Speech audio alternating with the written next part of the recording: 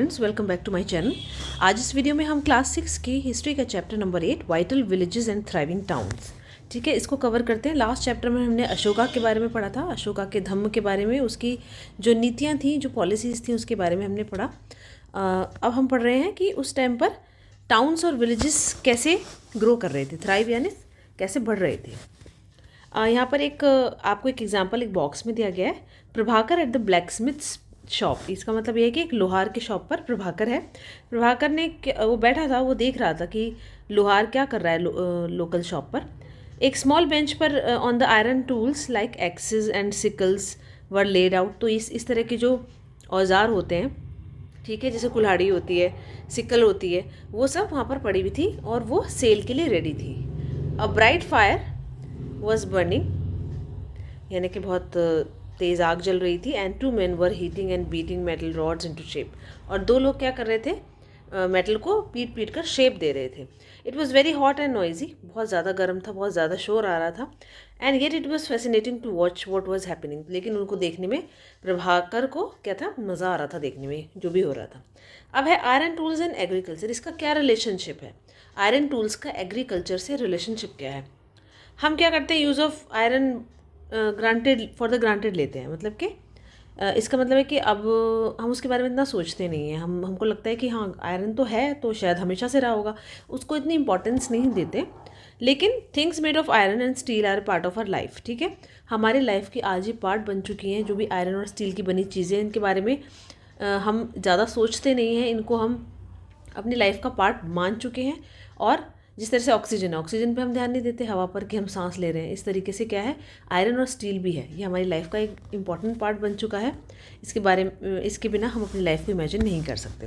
The use of iron began in the subcontinent, यानी कि India में या इंडिया के आसपास के क्षेत्रों में आयरन का जो यूज़ है वो 3000 ईयर्स पहले शुरू हुआ। कुछ लार्जेस्ट कलेक्शन आयरन के टूल्स और वेपन्स की जो कहाँ मिली है, मेगालिथिक ब्यूरेल्स से मिली है। मेगालिथिक मतलब जो मेगालिथिक्स जो एरा था, उसकी जो साइट्स हैं उनमें जो खुदाई की, तो वहाँ पर इस तरह के टूल्स मिले हैं आयरन के। एंड अबाउट विच जो आपने चैप्टर नंबर 4 में पढ़ा था, ठीक है, आप उसको दोबारा से जाके देख सकते हैं, वीडियो में भी देख सकते हैं, ठीक है। Around 2500 years ago there is evidence for the growing use of iron tools, ठीक है। 2500 साल पहले आयरन टूल्स के यूज़ के ग्रो होने का हमें सबूत मिलता है, हमें एविडेंस मिलता है। दीज इंक्लूडेड, इसमें क्या था, आयरन के कौन कौन से टूल्स थे जो हमको मिले हैं। एक्सिस, जो कि फॉरेस्ट को काटने के लिए यूज़ किया जाता था, और आयरन प्लोशेयर, यानी कि और आयरन का जो हल है वो था। And as well we had seen in chapter 5 the ploughshare was useful for increasing agricultural production. तो प्लोशेयर क्या था, वो एग्रीकल्चरल प्रोडक्शन को इंक्रीज़ करने के लिए यूज़ किया गया था, क्योंकि वो ज़्यादा सॉलिड था, वो अच्छे से मिट्टी को हटा देता था, यानी कि प्लोइंग अच्छे से कर देता था। और जो बाकी स्टेप्स थे जो प्रोडक्शन को इंक्रीज़ करने के लिए थे, उसमें से एक है इरिगेशन। इरिगेशन क्या है, जैसे हम पौधों को पानी देते हैं, फसलों में पानी डालते हैं, दैट इज़ कॉल्ड इरिगेशन, ठीक है। तो किंग्स और किंगडम्स जो भी आपने देखे थे वो होते ही नहीं। क्यों नहीं होते, अगर without the support of flourishing villages, अगर उनको विलेजेस का सपोर्ट नहीं मिलता, ठीक है। क्योंकि नए टूल्स और जो सिस्टम है ट्रांसप्लांटेशन का, ठीक है, जो चैप्टर 5 में आपने पढ़ा था, आप देख सकते हैं दोबारा वीडियो में जाकर, वो जब बढ़ गया, प्रोडक्शन उससे बढ़ गया, तो इरिगेशन की भी ज़रूरत पड़ गई, ठीक है, यानी कि पानी देना, जब इतने सारे खेत होंगे, खेती होगी, तो उसमें पानी देने की भी ज़रूरत ज़्यादा पड़ेगी। तो इरिगेशन जो वर्क है जो उस टाइम पर बना, इस टाइम पर उसमें canals, wells, tanks, artificial lakes, ये सब इंक्लूड थी, यानी कि उस टाइम पर ये बनाई गई, इनको बनाया गया जिससे कि ये इरिगेशन में हेल्प कर सके, ठीक है। ये देखिए यहाँ पर एक चार्ट दिया गया है, इस चार्ट में इरिगेशन का जो वर्क था वो किस तरीके से उसने प्रोडक्शन को बढ़ाया, उसका एक प्रोसीजर में, यानी कि पूरा क्रोनोलॉजी दी हुई है। उसमें अगर आप देखेंगे इरिगेशन वर्क की जो कंस्ट्रक्शन की जो स्टेजेस हैं वो मेंशन की गई हैं, ठीक है। बाकी जो स्टेजेस आपको खाली नज़र आ रही हैं, वो आप इनमें से फिल कर सकते हैं, यानी कि आपको स्टेजेस को आइडेंटिफाई करना है, कैसे कैसे क्या क्या हुआ, और उसके बाद आपको उनको फिल कर देना है, ठीक है।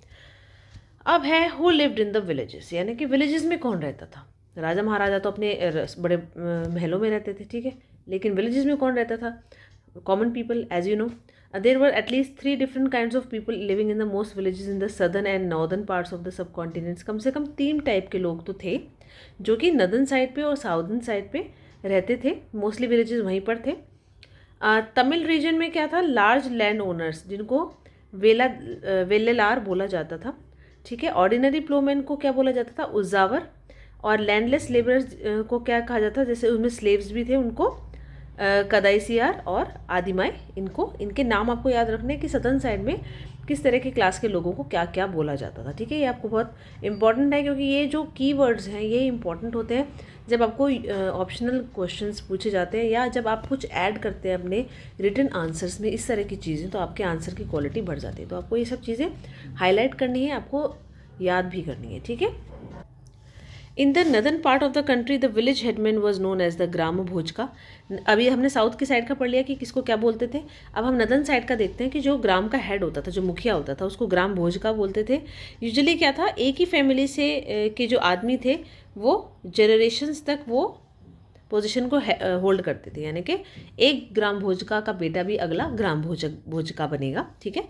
दूसरे वर्ड्स में देखा जाए तो ये हेरिडिटरी पोस्ट थी, यानी कि हेरिडिटरी थी, यानी कि बाप का बेटा ही बनेगा नेक्स्ट, फिर बेटे का बेटा बनेगा, ठीक है। और grama bhojaka was often the largest land owner. तो आप किसी ऐसे को तो बना नहीं देंगे जो कि गरीब आदमी हो, उसको तो ग्राम भोजका बनाएगा नहीं कोई।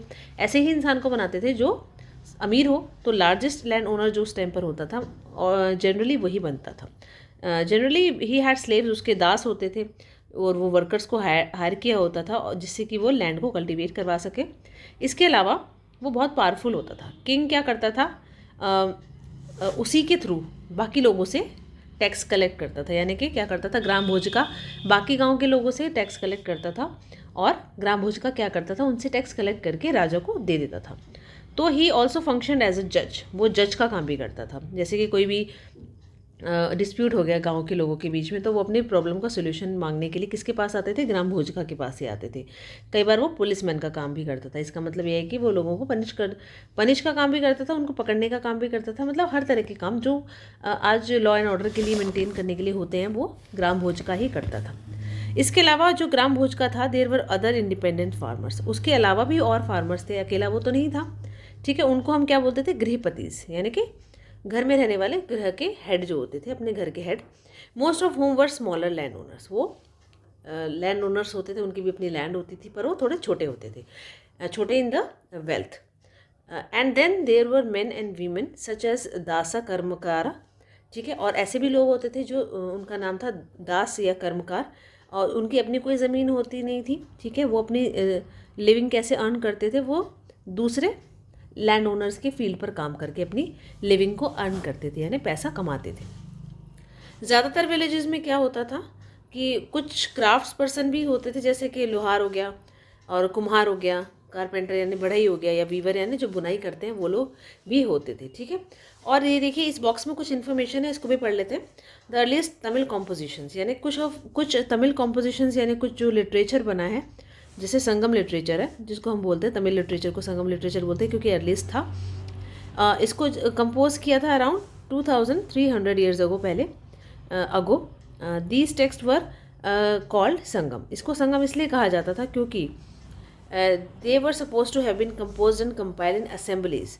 तो जैसे लोग आपस में इकट्ठे होते हैं ना, ग्रुपिंग करते हैं, तो ग्रुपिंग को संगम बोला जाता है कि कुछ लोग जो जहाँ मिले हैं उसको संगम हुआ है उन लोगों का, तो वो बनाया भी वहीं गया था वो लिटरेचर। कुछ संगम यानी कि कुछ ग्रुपिंग्स हुई थी, असेंबलीज हुई थी, इसलिए उसका नाम संगम लिटरेचर रख दिया गया, ठीक है। Sangam of poet they were held in the city of the Madurai. Madurai city में जो असेंबलीज होती थी वहाँ पर उस लिटरेचर को कंपोज किया गया था, ठीक है। The Tamil term mentioned above are found in Sangam literature. तो ठीक है, जो तमिल जो हमने टर्म यहाँ यूज़ की ना, पिछली हमने बताई कि किसको क्या कहा जाता था, ग्राम भोजका को क्या कहा जाता था, ये जो वेल्लेलार और ये सब हमने पढ़ा, ये सब हमें वर्ड्स कहाँ से मिले, ये संगम लिटरेचर के थ्रू ही हमें मिले, ठीक है। तो इस वीडियो में हम इसका ये फर्स्ट पार्ट कंप्लीट कर चुके हैं, ठीक है। अगले वीडियो में मैं इस चैप्टर का अगला पार्ट कवर करने के लिए वीडियो बनाऊंगी, ठीक है। तो आप बने रहिए इस चैनल पर और सब्सक्राइब करना ना भूलें, लाइक कीजिए, शेयर करना भी ना भूलिए please. Thank you so much.